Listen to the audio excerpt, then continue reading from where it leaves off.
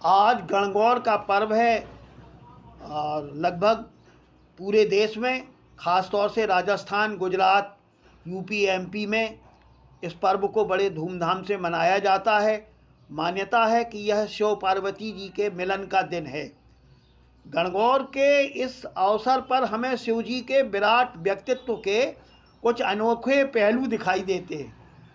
पहली बात यह है कि जो भी समाज के दलित, दमित, बहिष्कृत, तिरस्कृत वर्ग था, शिव जी ने उनमें से सबको आश्रय दिया। बाकी जितने देवता हैं वे सब बड़े रिफाइंड समझ में आते हैं, उनका अपना पूजा विधान है, उनकी अपनी तरकीब है, लेकिन शिव जी एकमात्र अलमस्त आला मौला ऐसे देवता हैं जिनके पास सबकी पहुंच है। वे भूत प्रीतों के भी देवता हैं, नशेड़ियों के भी देवता हैं।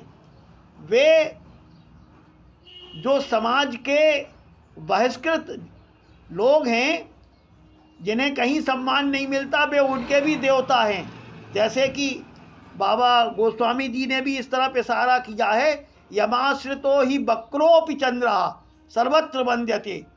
जिनके आश्रय में टेढ़ा चंद्रमा भी वंदनीय हो गया।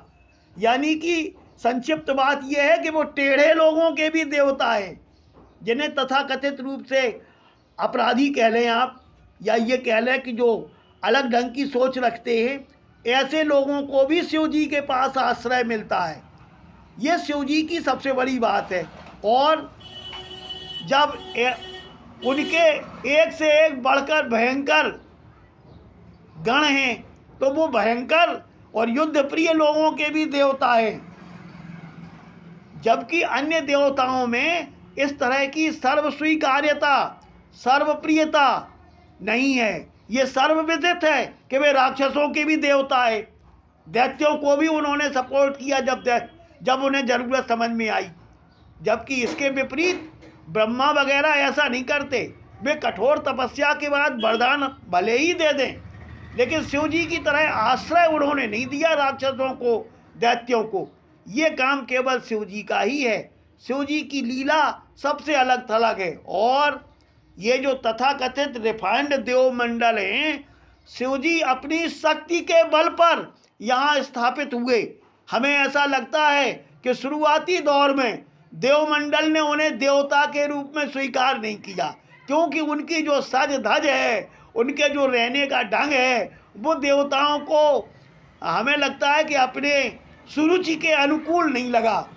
शिव विवाह में भी इस बात का संकेत है कि विष्णु वगैरह सब देवता बारात से अलग हटकर चलने लगे, अपने अपने विमान लेकर के, क्योंकि वे अपने आप को शिव जी की मस्त बारात में अनफिट पा रहे थे, मिसफिट पा रहे थे। तो हम देखते हैं कि प्रारंभ में इन रिफाइंड देवताओं ने शिव जी को देवता के रूप में स्वीकार नहीं किया।